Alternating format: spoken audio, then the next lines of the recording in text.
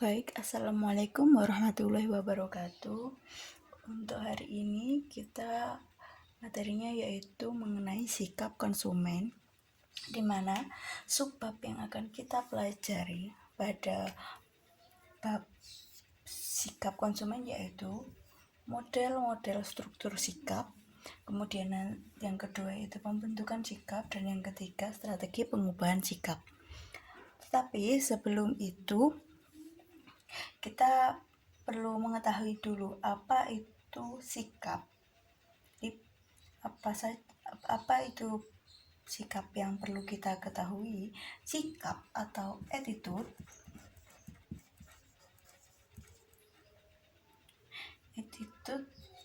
merupakan faktor yang berpengaruh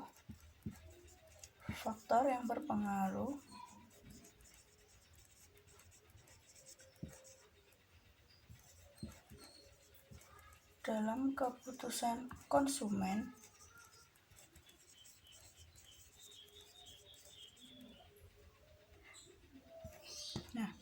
yaitu attitude adalah faktor yang berpengaruh dalam keputusan konsumen. Karena apa? Karena konsep sikap itu berkaitan dengan konsep kepercayaan,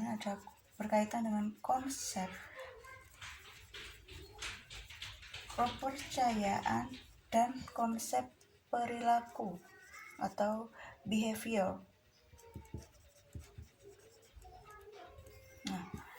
Jadi dia merupakan salah satu faktor yang juga berpengaruh dalam keputusan konsumen di dalam melakukan pembelian ataupun mengonsumsi suatu barang atau produk. Jadi sikap ini juga dapat diartikan sebagai ungkapan perasaan, bisa juga diartikan sebagai ungkapan perasaan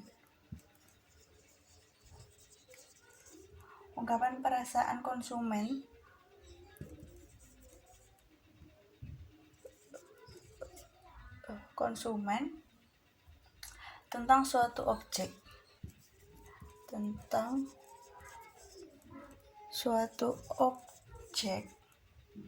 dalam menyukai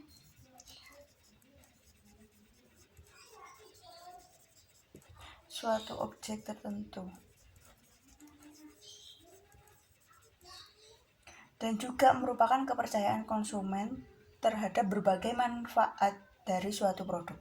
Jadi sikap juga dia itu selain tadi merupakan ungkapan perasaan, juga merupakan ini tadi masuk konsep kepercayaan. Jadi kepercayaan konsumen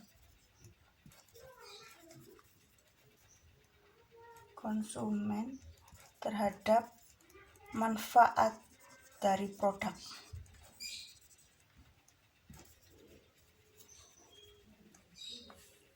Ini. Nah, jadi setelah kita mengetahui kata kunci di sini tadi kepercayaan. Jadi apa sih kepercayaan konsumen? Jadi kepercayaan konsumen ini merupakan pengetahuan konsumen. Kata kunci lagi pengetahuan konsumen terhadap suatu objek tadi, kemudian juga atribut yang melekat pada objek atau produk, serta manfaat.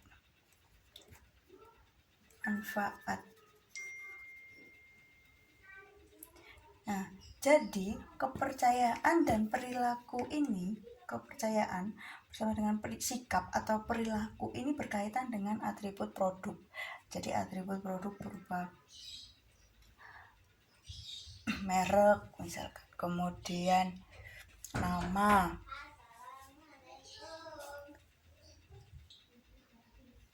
nah atribut sendiri ini juga tadi selain merek kemudian lain juga bisa dia merupakan karakteristik yang melekat di dalam suatu produk. Ya tadi ada merek, ada bentuk kemasan dan lain sebagainya.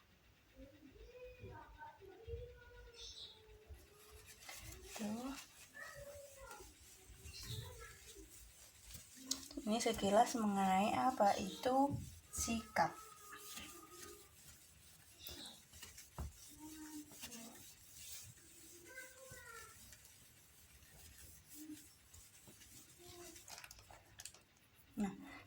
sikap. Sikap sendiri dia memiliki objek. Sikap memiliki objek. Jadi maksudnya di sini dalam konteks pemasaran, sikap konsumen ini harus terkait dengan objek-objek yang ada. Kemudian objek tersebut bisa terkait dengan berbagai konsep konsumsi dan juga pemasaran. Jadi bisa terkait dengan objek dari konsumsi dan pemasaran seperti produk, merek, iklan, harga, kemasan, penggunaan, dan media.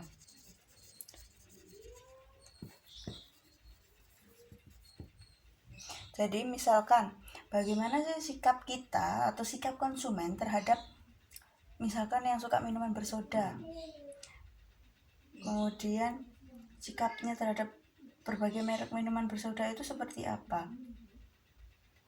Apakah dia karena memang menyukai, misalkan melihat dari produknya, misalkan suka karena tadi suka yang bersoda, kemudian mereknya ada Sprite, Coca-Cola, Fanta, dan lain sebagainya. Iklan, misalkan iklannya menarik, Sprite yang dinginnya melegakan dan lain sebagainya misalkan. Kemudian harganya, mungkin harganya dari berbagai macam produk yang lebih murah yang mana, Sprite atau Coca-Cola atau dan lain sebagainya. Kemudian kemasannya, apakah ada yang Sprite yang baru, yang kecil, yang katanya bisa dimasukkan ke saku dan lain sebagainya. Kemudian penggunaan ataupun medianya itu dia ada sikap karena adanya objek. Jadi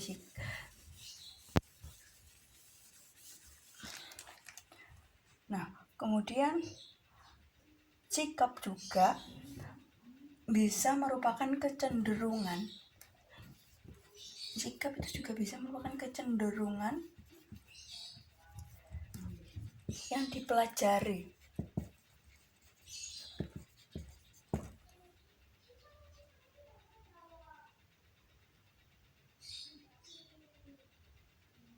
Jadi di sini sikap ini berkaitan dengan perilaku membeli yang dibentuk sebagai hasil dari pengalamannya. Jadi karena dipelajari, dia misalkan dia memiliki sikap dalam mengonsumsi karena sikap itu dipelajari ataupun hasil dari pengalamannya, baik itu pengalaman langsung karena sudah membeli produk atau menggunakan produk atau mengonsumsi, kemudian informasi yang dia dapat, dia mempelajari informasi mengenai produk baik secara lisan dari teman-temannya atau dari lingkungannya ataupun dari media iklan seperti internet, televisi, dan lain sebagainya.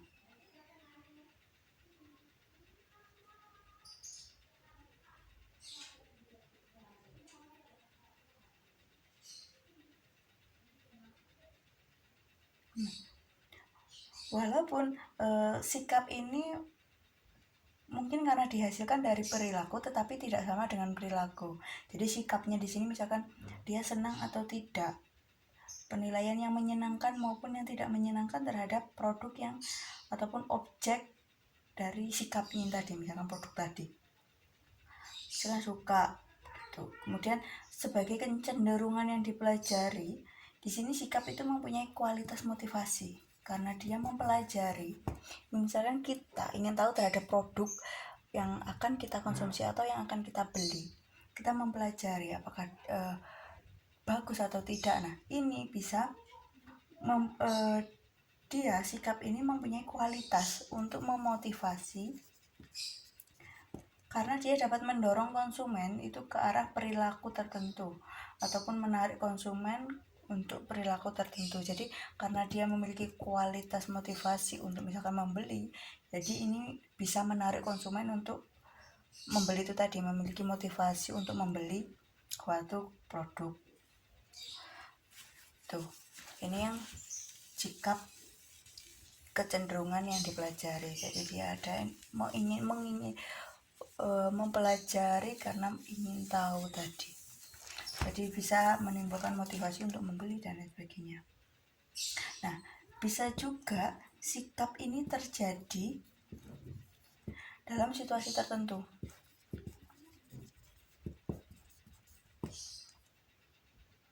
Ini misalkan situasi ini, misalkan berbagai peristiwa atau keadaan tertentu pada waktu tertentu, pada tahap tertentu, di sini juga mempengaruhi hubungan antara sikap dan perilaku.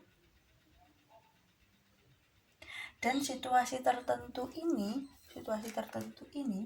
dapat menyebabkan konsumen ini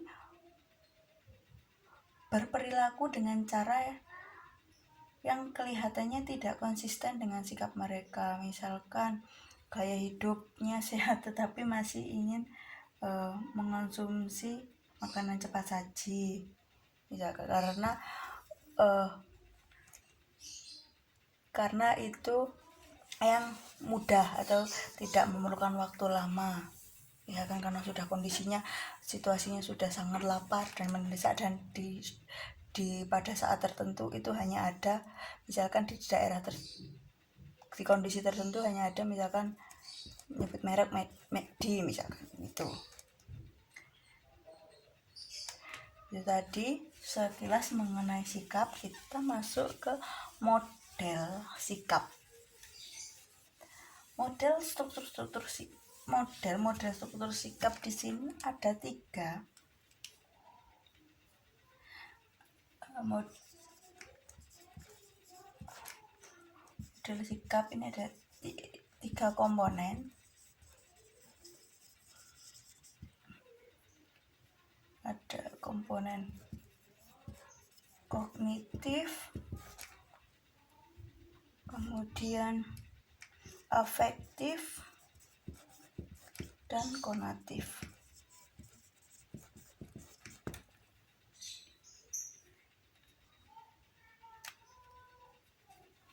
Jadi kognitif di sini yaitu pengetahuan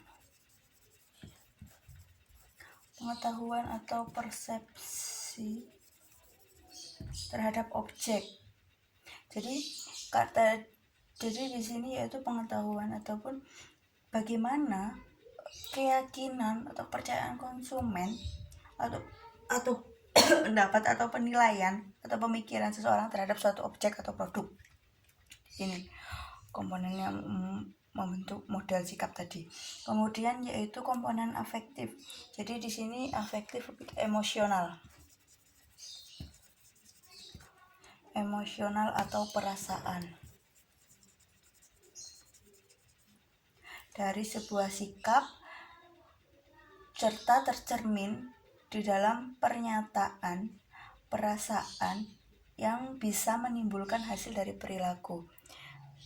Jadi terhadap objek tersebut perasaannya bagaimana, apakah menyukai, emosionalnya bagaimana, misalkan menggunakan handphone, misalkan smartphone yang HP yang bagus dan HP yang kentang, emosionalnya lebih baik ketika menggunakan smartphone yang 4G yang koneksinya lebih bagus dibandingkan HP yang goceng atau HP kentang yang lemot dan sebagainya. Itu menimbulkan emosi di sini. Kemudian model sikap yaitu dilihat dari komponen konatifnya di sini, yaitu kemungkinan atau kecenderungan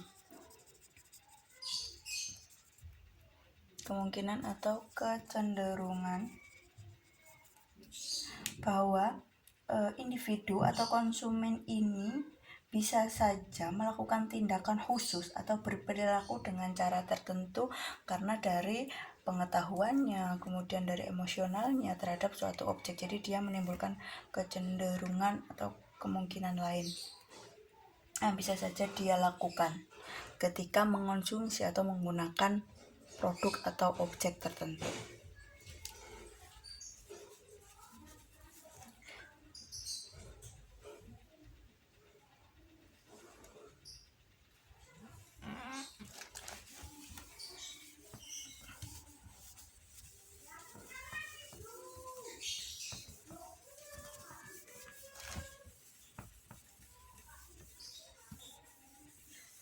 Kemudian ada istilah model sikap yang multisifat. Model sikap yang multisifat.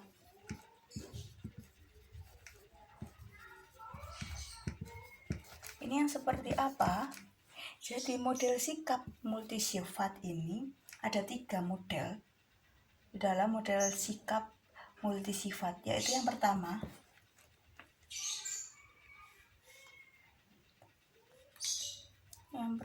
yaitu model sikap terhadap objek. Model sikap terhadap objek. Kemudian yang kedua, model sikap terhadap perilaku. Yang ketiga yaitu teori model tindakan.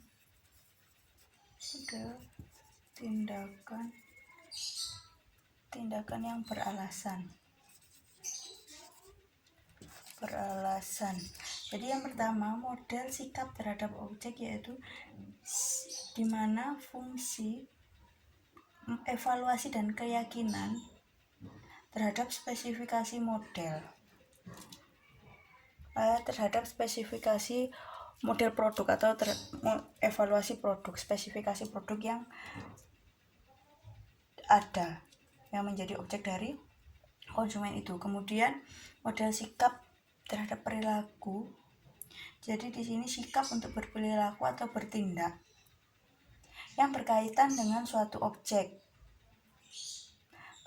daripada sikap terhadap objek itu sendiri. Jadi bagaimana perilaku atau tindakan yang berkenaan dengan suatu objek tersebut, apakah dia menyukai atau yang lain sebagainya. Kemudian yang ketiga, teori model tindakan yang beralasan. Di sini yaitu maksudnya sebuah model sikap yang terintegratif karena dia memiliki alasan terhadap objek dan juga menimbulkan perilaku dari si konsumen itu terhadap objek atau produk yang ada. Ini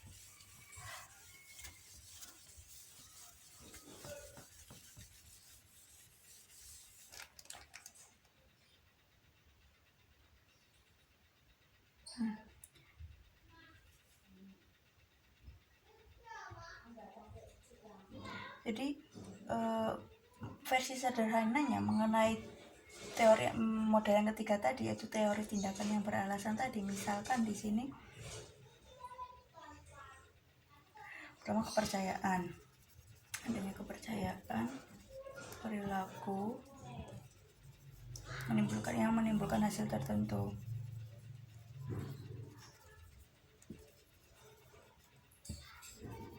Terus evaluasi hasil,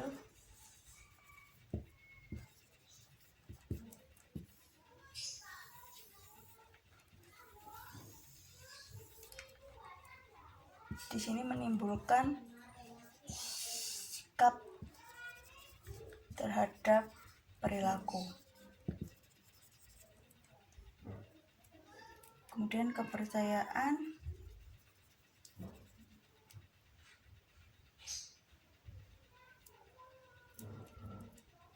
bahwa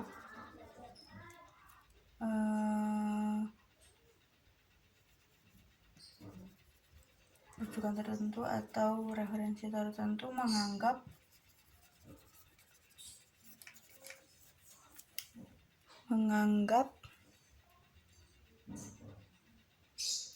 konsumen harus atau tidak harus melakukan perilaku terhadap objek, harus atau tidak harus melakukan perilaku itu. Kemudian di sini motivasi untuk menuruti berbagai rujukan, motivasi untuk menuruti rujukan atau referensi itu atau informasi. Di sini menimbulkan norma subjektif. Jadi berdasarkan subjek orang itu, rujukan orang lain atau rujukan lain. Nah, di sini memiliki maksud dan tujuan. Di sini ada maksudnya di sini. Kemudian setelah memiliki maksud, dia ada perilaku, menunjukkan perilaku karena ada alasan-alasan tindakan yang beralasan tadi. Jadi dia banyak aspek yang menjadi pertimbangan, akhirnya bisa berperilaku terhadap objek ataupun produk itu. Tuh.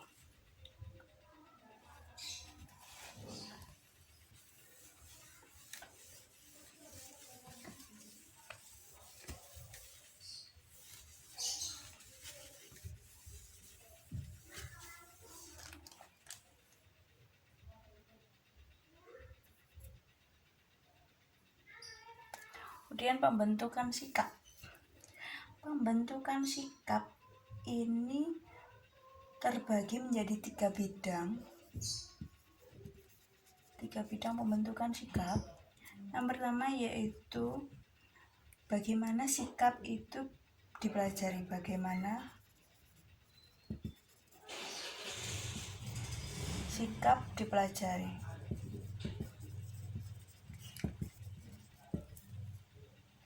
Baik dari berbagai teori pembelajaran yang memberikan pandangan-pandangan yang unik mengenai bagaimana sikap itu terbentuk. Jadi bagaimana sikap itu dipelajari. Kemudian yang kedua, sumber-sumber yang mempengaruhi pembentukan sikap. Sumber-sumber yang mempengaruhi pembentukan sikap.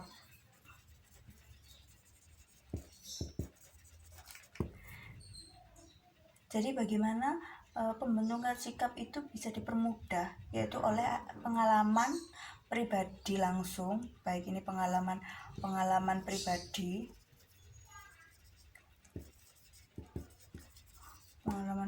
langsung, ataupun dipengaruhi oleh berbagai gagasan, ataupun ada dipengaruhi oleh berbagai gagasan ataupun pengalaman teman-temannya atau orang lain, ataupun pengaruh anggota keluarga dan pengaruh dari berbagai media sosial terhadap satu objek, hingga dia bisa mempengaruhi pembentukan sikap individu tertentu atau konsumen tersebut. Kemudian yang ketiga yaitu faktor kepribadian.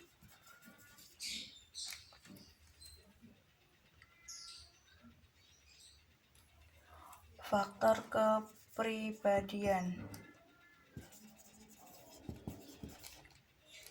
Kepribadian individu ini bisa memainkan peranan penting di dalam pembentukan sikap. Jadi kepribadian seseorang terhadap, misalkan orangnya yang introvert atau extrovert, itu kan bisa juga berpengaruh terhadap sikapnya di dalam pembentukan sikap dia terhadap suatu objek ataupun produk itu. Ini 3 bidang di dalam pembentukan atau 3 faktor di dalam pembentukan sikap.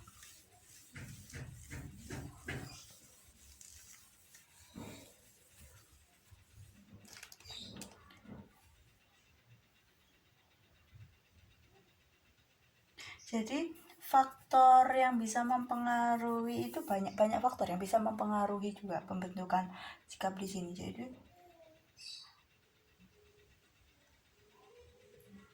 kultur atau budaya, kemudian apa personalitinya orang, kemudian tingkah perilaku atau behavior dan lain sebagainya. Dan apa yang bisa saya lakukan, apa yang bisa saya treatment terhadap produk itu dan lain sebagainya. Kemudian yang ketiga yaitu strategi pengubahan atau perubahan sikap. Itu apa saja yang mempengaruhi ataupun strategi yang bisa digunakan untuk melakukan perubahan atau pengubahan sikap. Yang pertama yaitu merubah fungsi. Merubah fungsi motivasional dasar. Jadi bisa mengubah motivasi awal atau dasar terhadap objek atau produk itu. Perilaku dia terhadap suatu objek itu bagaimana, itu bisa dirubah motivasi awalnya. Misalkan membeli karena kebutuhan, membeli karena fashion, membeli karena gengsi, membeli karena gaya hidup dan lain sebagainya. Kemudian mengasosiasikan produk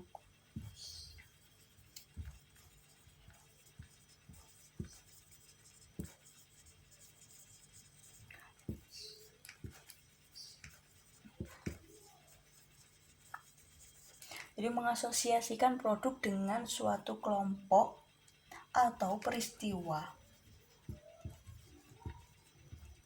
yang dikagumi. Jadi ada aspek di sini yang dikagumi. Jadi dia mengasosiasikan atau mengelompokkan produk tersebut di dalam suatu kelompok yang dikagumi atau yang digemari. Itu bisa merubah sikap dia atau sikap konsumen. Nah, kemudian juga mengatasi strategi perubahan itu bisa juga mengatasi dua sikap yang bertentangan.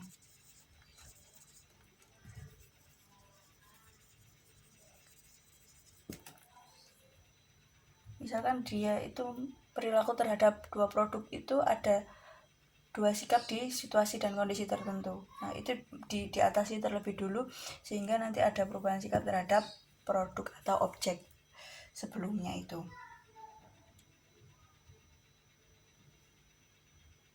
Nah, kemudian yang keempat yaitu merubah komponen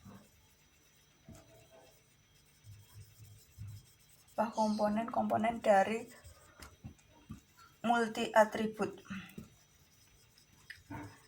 Jadi dirubah dulu komponen-komponen dari banyak atribut yang ada dalam satu objek atau produk. Nah, kemudian yang kelima itu merubah keyakinan atau kepercayaan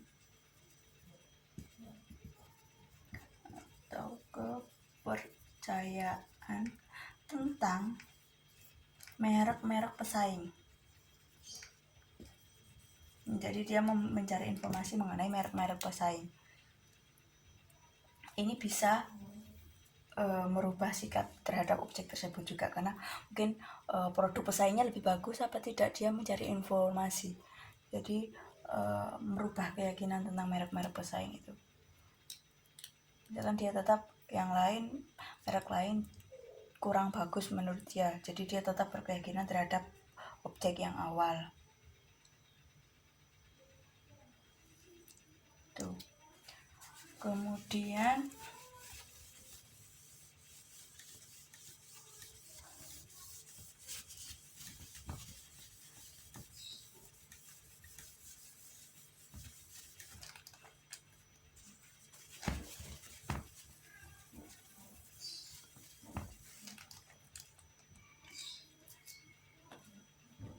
empat fungsi dasar sikap.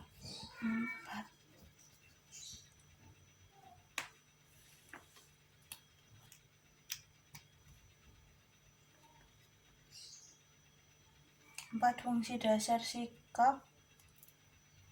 Yang pertama yaitu 4 fungsi dasar sikap. Pertama, fungsi manfaat.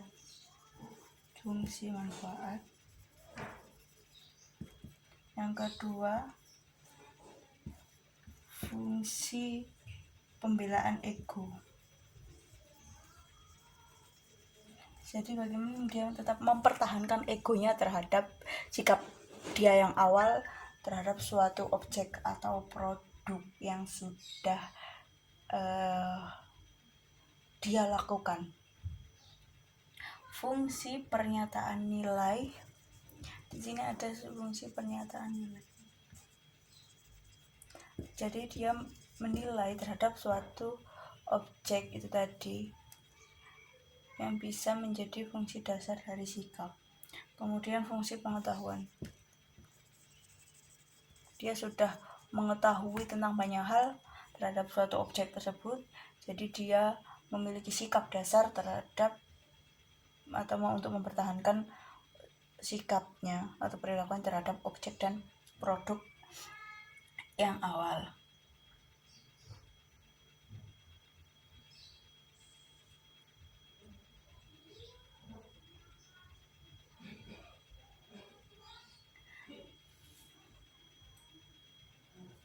Mungkin itu mengenai materi sikap konsumen hari ini, yaitu tadi sudah ada model-model struktur sikap yang ada 3 tadi, kemudian pembentukan sikap, kemudian strategi pengubahan sikap yang ada 5 tadi. Itu untuk materi hari ini. Kalau ada yang ditanyakan silakan lewat chat, lewat WA di grup bisa. Sekian, saya tunggu. Terima kasih.